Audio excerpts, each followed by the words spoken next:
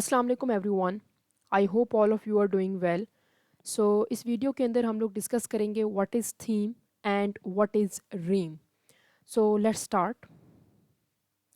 सबसे पहले हमें पता होना चाहिए कि थीम क्या होती है। तो थीम बेसिकली एक ऐसा इन डिस्कोर्स एनालिसिस इसको रेफ़र किया जाता है कि ये किसी भी टॉपिक का सब्जेक्ट होता है, मतलब जिसके ऊपर आप रिसर्च करोगे ये उसके ऊपर बेस्ड होता है। ठीक है, थीम जो होता है वो किसी भी टॉपिक का सब्जेक्ट होता है, मतलब जो उसका पहला टॉपिक है, कोई टॉपिक है उसका सब्जेक्ट है, उसका मतन क्या होता है उसको हम लोग कहते हैं थीम।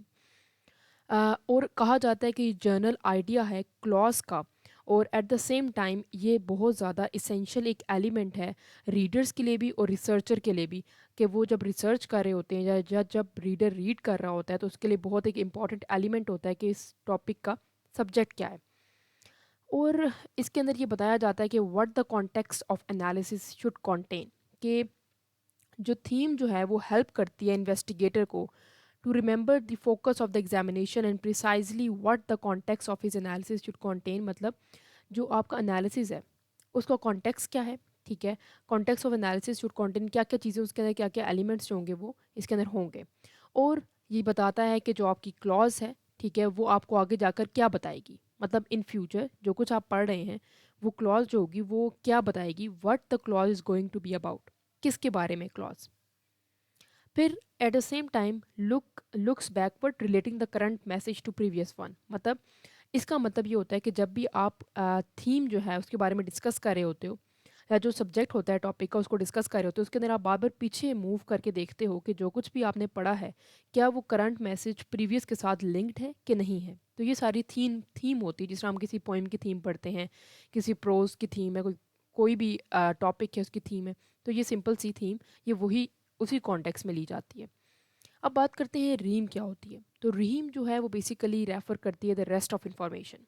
जो चीज़ थीम नहीं लेती वो रीम ले लेती है। थीम जो है वो सब्जेक्ट है, जो उसकी अलग से इंग्रेडिएंट्स बच जाते हैं वो रीम है। ठीक है, और फिर इसके साथ साथ हम लोग कह सकते हैं कि टिपिकली ये एक न्यू इन्फॉर्मेशन को लेती है। ठीक है, पुरानी इन्फॉर्मेशन नहीं होती, और इसके अंदर ये बताया जाता है what I am saying about. वहाँ पर ये देखा जाता है कि what I am going to be about, और यहाँ पर कहा जाता है कि क्या मैं अभी कह रहा हूँ। ठीक है, इसके बारे में कहा।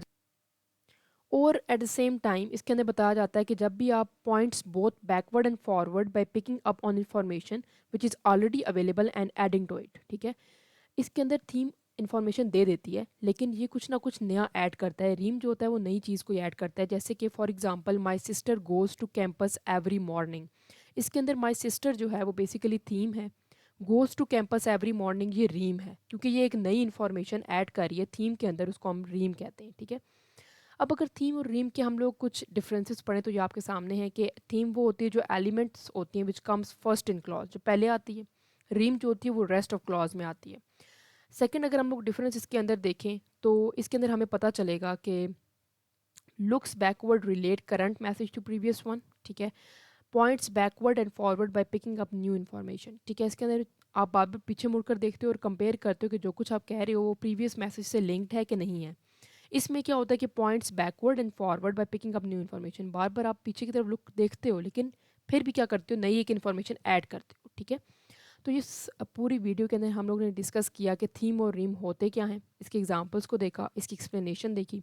So that's all from my side. If you have any queries you can ask me in the comment section. Please like, subscribe and share my channel. Thank you so much for watching.